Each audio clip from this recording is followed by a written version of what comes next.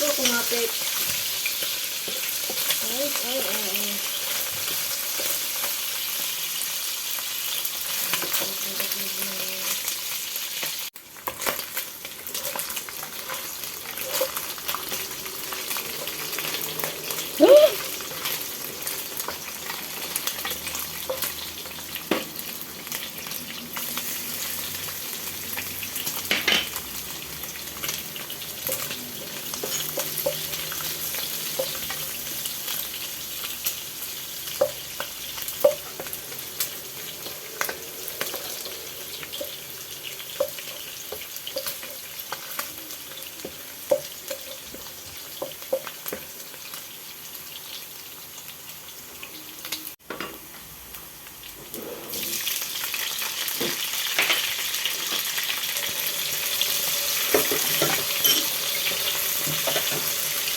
Pagkakain mo eh.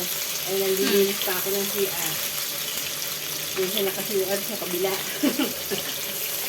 Sino? Pangit. Pangit? Kaintay na siguro. Pagkakain, labas agad eh.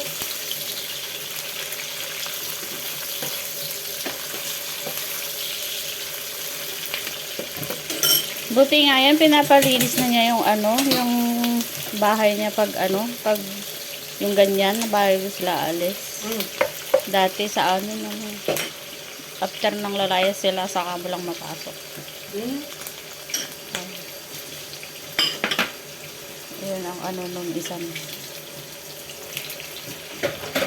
Hanggang wala sila, saka mo lang pwede, Oo. Unless andyan siya nakaupo. Pero pag yung ganyan naalalayas sila, huwag mo nang linisin. huwag mo nang linisin.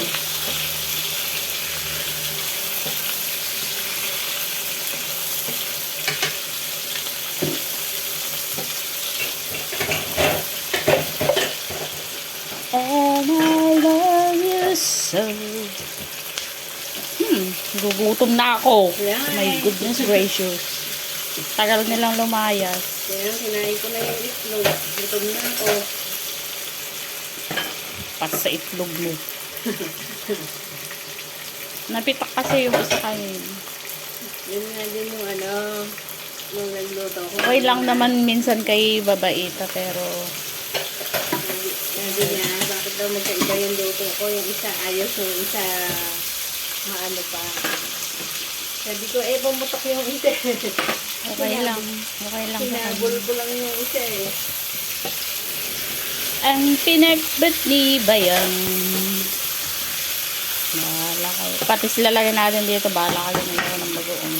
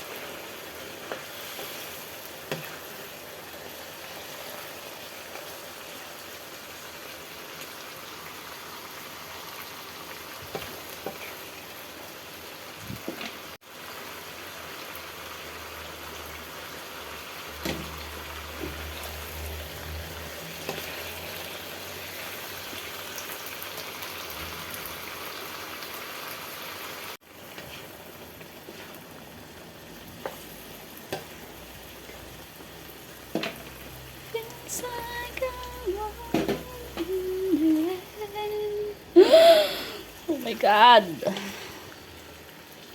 Papatanim kami, guys. Oh, diba? Sarap. Wait for a minute.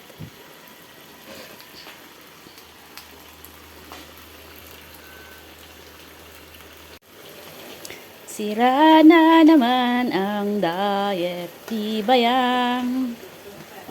Ewan ko, bahala kayo dyan.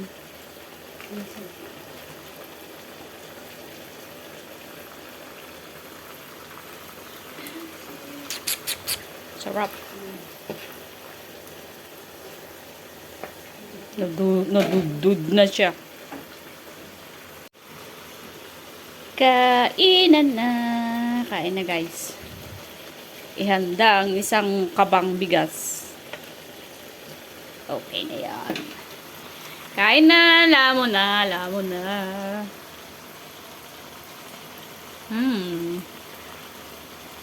Smells yummy and looks yummy. I don't know the taste. Sana lang hindi siya mapait yung ampalaya. Kain na.